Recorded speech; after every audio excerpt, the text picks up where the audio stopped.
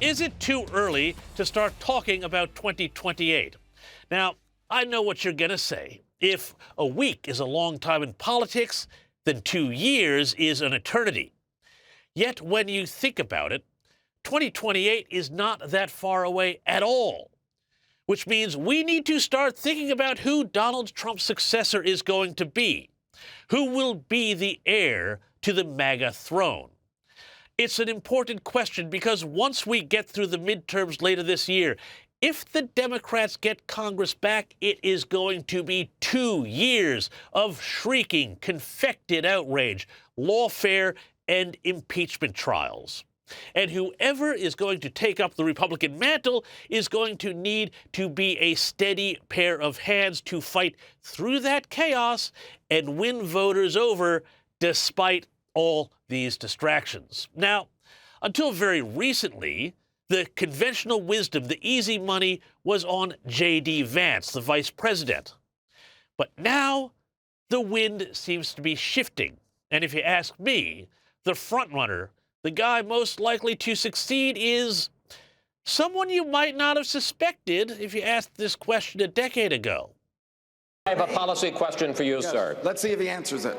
I will. Don't worry about it, Marco. Don't worry about it. Don't worry about it, little Marco. I will. All right, well, let's hear Big Don. Donald. Don't worry about it, Don't worry about it, little Marco. Gentlemen, Let's hear gentlemen. You ought to show up. Gentlemen, you gotta do better than this. Yes, that's right. Lil Marco, who's now taking the world by storm. For we in America have no interest in being polite and orderly caretakers of the West's managed decline. We do not seek to separate, but to revitalize an old friendship and renew the greatest civilization in human history. And that was a little bit of Rubio at the Munich Security Conference last weekend, where he delivered a speech that was so powerful it may finally put an end to that city's association with weakness and appeasement and the lights going out in Europe, and instead mark the moment when a continent riven by multiple crises of security and deindustrialization and mass migration finally starts to reinvigorate and reassert itself.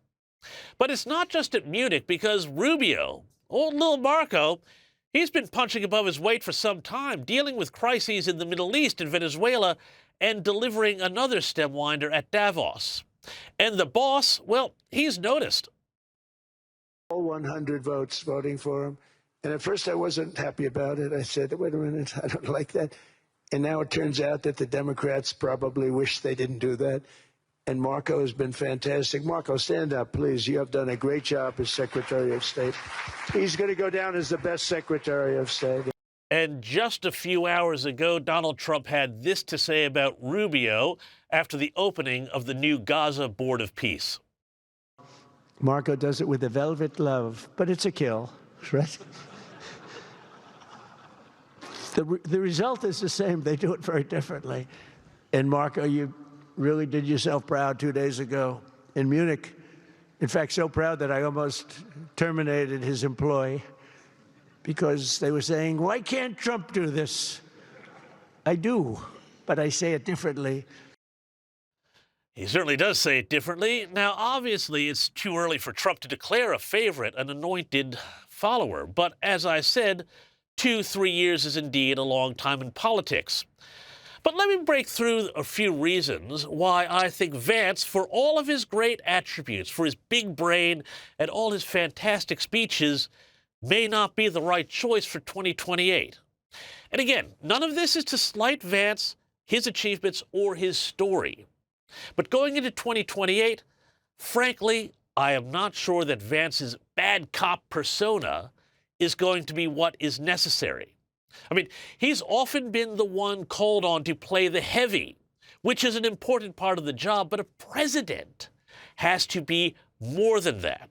That's why presidents have offsiders to drop the hammer. You see him doing it there with Vladimir Zelensky in the Oval Office, which we saw last year. So that the president himself, well, he can keep his hands clean. There's also another question, too, and frankly, it's about style. And that's whether Vance is, frankly, too much of an online funster.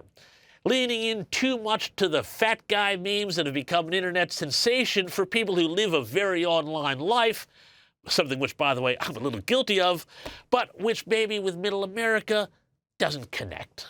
And finally, this is a tricky one, but he's also still got a problem with many women voters, many of whom I have spoken to who might otherwise be inclined to support the Republican, but are still annoyed about his childless cat lady comments, evidence of a persona they suggest is more online than world stage. Now, Rubio, on the other hand, he doesn't carry any of that baggage. He's both a true believer in not just the MAGA agenda, but also a great intellectual warrior, not just for the United States, but as I showed you before, Western civilization. He comes off as a pro and not a hothead. In other words, he's normal, which is exactly what will be needed in 2028, at a time when Americans think that the Democrat alternatives are far too left-wing. So let me make this prediction. The 2028 election will follow Morrow's first rule of politics, which is to say that all things being equal, the more normal candidate wins.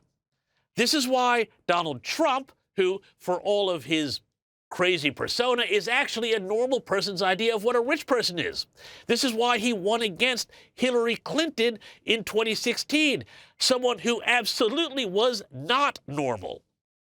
What's something that you always carry with you? Hot sauce. Really? Yeah. Really? Yeah. Are you getting information right now? Hot sauce. Ha, ha, ha, ha, ha!